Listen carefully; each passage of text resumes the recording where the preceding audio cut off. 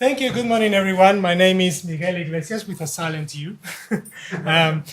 I'm in the Sydney Medical School. I coordinate currently only one unit, Surge 5032, which is Physiology for Surgeons. I used to coordinate 2 units, and both units have PeerWise. So it's great to be here because I'm a really great advocate of PeerWise, and great to meet the man behind the tool finally. So, okay. First, so what I'm going to talk to you about is how I use PeerWise in mature age students in the postgraduate medical courses. Now, I believe, and please correct me if I'm wrong, that we use PeerWise in more courses than these 2, but I'm just going to talk about my experience because I'm the one who's saying, use it, it's great. So in my student population, it's usually 20 to 60 students per course, because it's a postgraduate course. So I can more or less look after all of them. I don't have 600 as I have in other courses. They are postgraduate students, which means they are mature age. They are academically very, very able. So these have usually 1 degree, 2 degrees, sometimes even 3 degrees. So they are very academically focused. And they are highly motivated when they get these courses because they want to get these master's or graduate certificate because it's going to help them a lot in their medical career. But because of that, also they are usually very time deprived.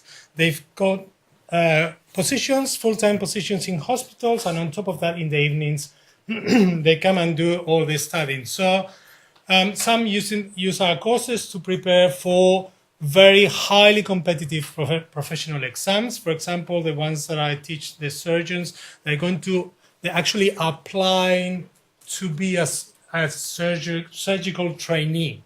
So it's highly competitive. So they need the best material. They need assessments that are fit for purpose, means that we need to examine them on the content. But if possible, and this is where PeerWise is fantastic, provides them with high quality material that they can use beyond the course. So what this does is creates a whole set of multiple choice questions that then, even when they pass the course, they can use in their preparing for these highly competitive exams. So students quite like it.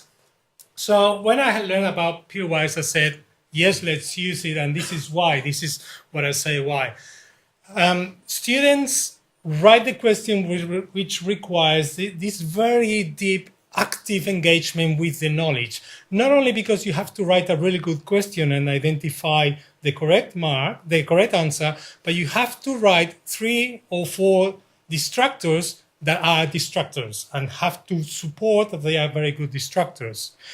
The students then comment on questions that other students have written, and they receive comments on the questions. So this is peer teaching, peer learning. And they get to attempt the other questions, so they've got plenty of material to prepare for the exams, etc. And so it's a great revision tool. And they rate other students' questions on quality and difficulty, and that allows them to receive feedback, and you don't have to be there all the time telling this is good, this is bad, because they are going to tell each other. So the way I use it, I insert it in the course. So the course requirements regarding PeerWise, in my courses, they are divided in 4 or 5 cycles of 2 to 4 weeks each. So they have to write 1 question each week for about the material that they have learned that week, and they have to label it with the week number, so it's easy to identify. And then I ask them to attempt at least 10 questions, and I say at least, so that's the minimum they have to do. They can do as many as they want, and some of them have done many, many more than those. And they have to comment on at least 3 of the peers' questions.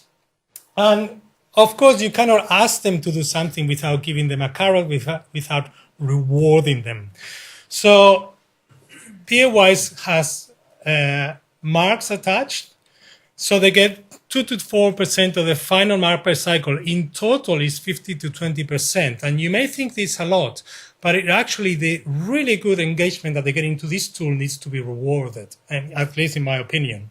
So the way I mark it is, if they do this, they get half the marks of that 2 to 4%. So if it were 4%, they get 2% for having completed this. And then I go and read all the questions, all the comments, etc. And depending on the quality, I give them the extra 2 marks, and then I tell them how to improve that. And that is very important, because then in the next cycle, they engage more. They know what they have to do, and they know better. So if we are going to if we're going to mark them on this, they actually need to understand why we use it. And this is what I say to them. I'll go very quickly through this. So the best way to learn something is to have to teach it. And this is very true, and we all know about it, particularly all of those who teach quite a lot. Teaching means simply explaining what is right and what is wrong. So they have to explain which answer is good and why, and which answers are not good and why, which is the deep engagement with the material. So I tell them, you get anonymous, honest evaluation on your communication skills, on your how good your questions are. It's a revision tool. And I say, no, we are not getting questions for the exam. We've got plenty of that. This is for you to learn. So because they may be thinking, oh, they just want us to write the questions for the other students. So I tell them that's not the case. But if we mark them on this, we also have to teach them how to do it. And we've got a great presentation by Professor Leo Davis on writing multiple choice questions. And we actually offer it to the students and say, this is what makes a great multiple choice question. It's a long presentation, but it tests 4 things. Test the important knowledge, test one thing at a time, use questions that require interpretation, and don't try and be tricky. So that's the 4 points that Leo Davis has stressed. And then I go further and they say, for my courses, you're all medical doctors, so you're going to have to apply the knowledge, so give a scenario.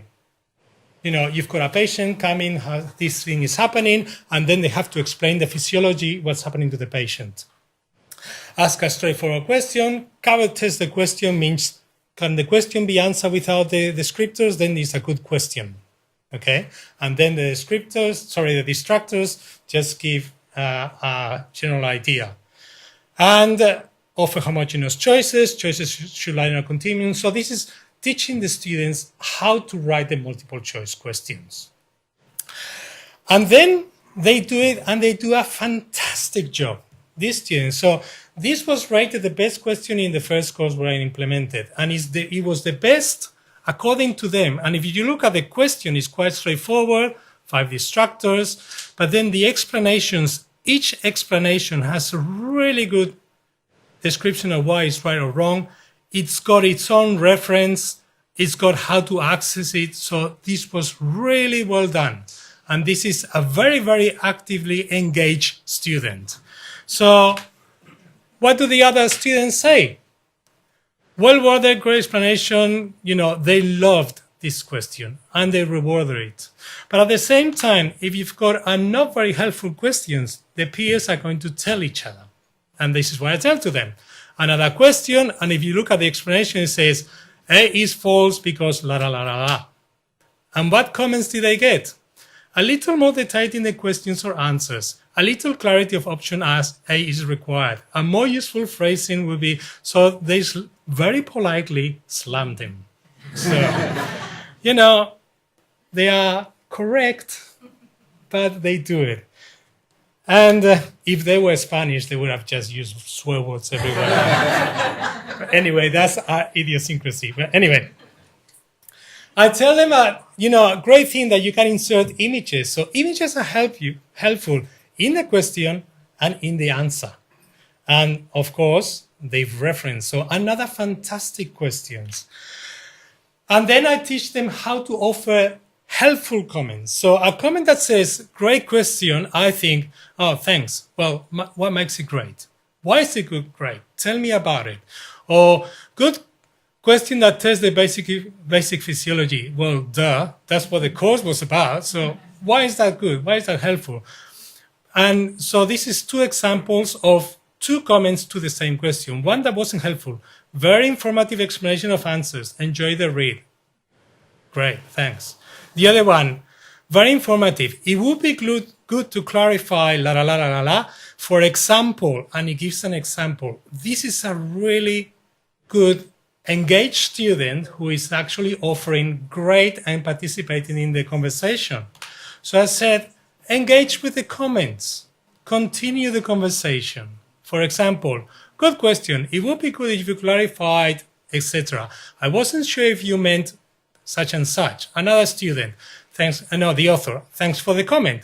The key choice to be is directly proportional. And it says, someone else explains.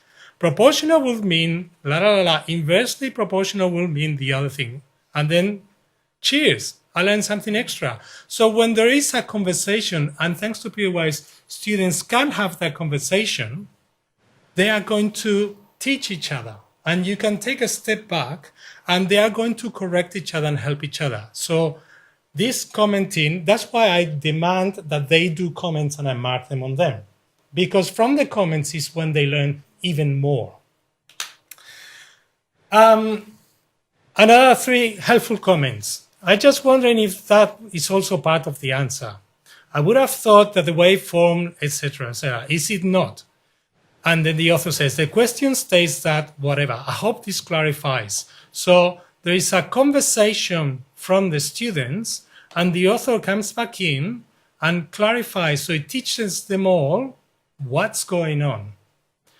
So I also ask them, if necessary, correct your question, answer or explanations.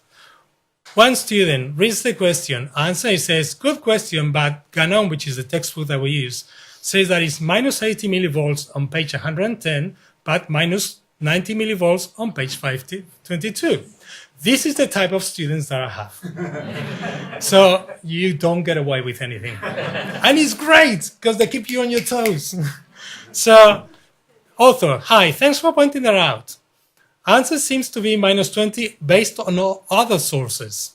So I will definitely change that.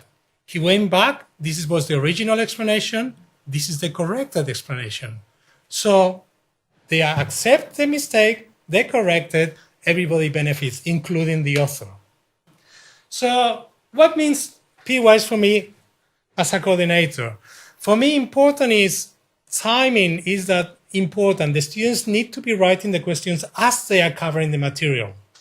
And then this is the minimum that I just explained, but it must have marks attached. Otherwise, the students are not going to do it. Only the really, really good students are going to do it, but not all of them.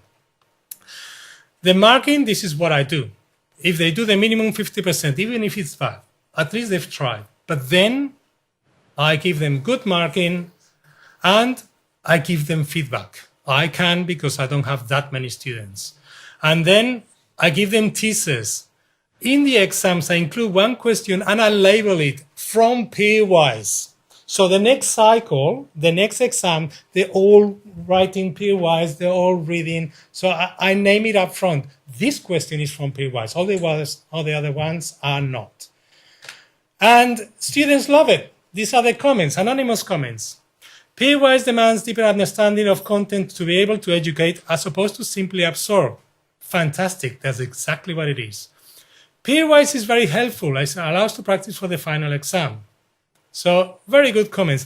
Even when they complain, what would you improve in this course? I would prefer if PeerWise deadlines were at least a few days before the quiz deadlines. The reason is that I learned a lot from answering PeerWise questions and it helps me consolidate my knowledge before attempting the quiz. But a lot of people submit the questions too late and I miss out on this learning opportunity. Isn't that great? Even when they're complaining, they're saying, yeah. So to me, take-home message. It promotes deeper learning and student engagement, but we must tell them why we put it. We must teach them how to write the questions and comment, and we must reward the effort. That's my take message. Thank you.